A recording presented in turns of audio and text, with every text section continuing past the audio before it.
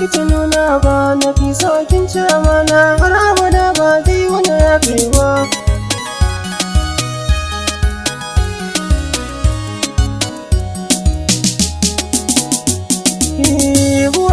Ya sarki Allah, sarkin da bai hana bawa ba, taimaka mini ya sarki Allah, komai zani kai ne a gaba. Yau zan yi bayanin soyayyar da na yau ban yi sa'a ba, amma kafin in fara sai ne roƙon Allah rabba, domin ya kare ni shiga tarkon ɗiyan nan masu halin zamba. A yau dai sun haka tarko ya kama ni, ina kuka saka mu.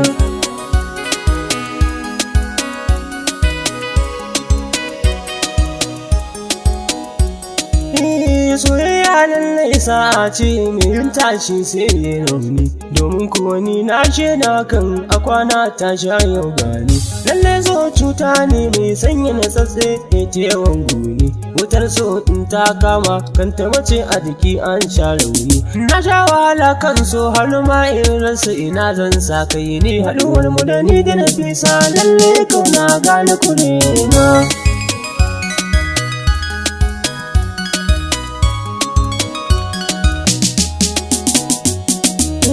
Na ɗauki amana na ba ta Nafisa ta yada ni, domin kuwa duk wata yarda ta so to na miƙa ni. Halinta guda da shi na sani, domin ko shi na riƙe ni. Ashe da akwai wasu halayen ta ɓoye ban tsammani. Na yarda da ita soyayya a yau ta sani tunani. Nafisa kin cuce na, abin da kika mini san ban yafe ba.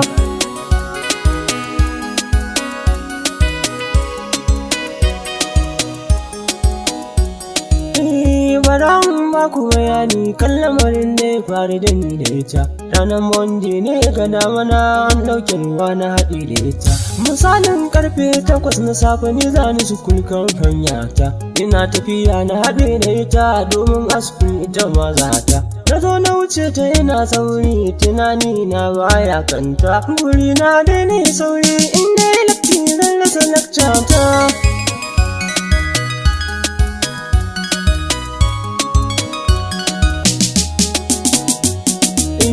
Duba duk sauri na da nike, Nafisa har ta iske ni, domin kuwa motoci ne yawa a titi su suka tsaida ni. Bayan ta zo bakin titin Nafisa inda ta iske ni, ta zo ta tsaya gefe na nan na juya dan ban santa bane. Da na juya sai na kalle ta a zuci na ce ban santa bane. Kawai can sai na ji ta ce duk saurin ka nan na iske ka.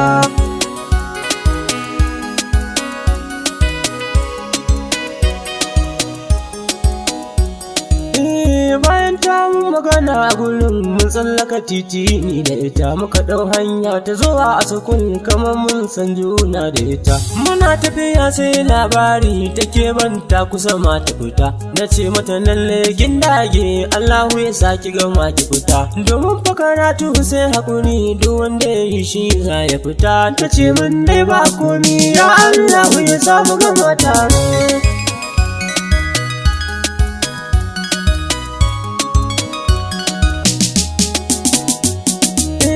Duba mun zo makarantar mu Nafisa za mu rabe da ita. Ta ce mini yaya sunana, mu kulla zumunci ne da ita, domin ko da dan wata ran mu taimaki juna ne da ita.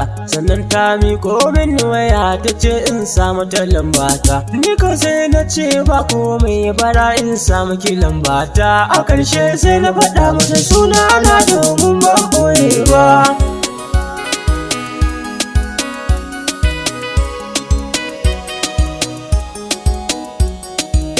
Haɗuwar farko kenan da muka yi kama in faɗa tarkonta. Ta ce mani sannan ta gode, in ta je za ta kira ni ita. Haka mun kai ban kwana da ita, ni ne gaba ta tafiyar ta ita. Bayan na je a kilas ɗinmu ashe har na rasa lakcata.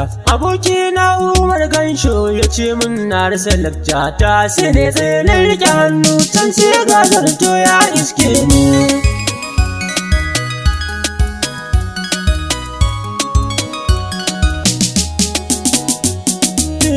masoya sai ku biyo da gaba domin kuji yadda muka yi da ita, saboda bayanai ne da yawa abun mamaki ni da ita.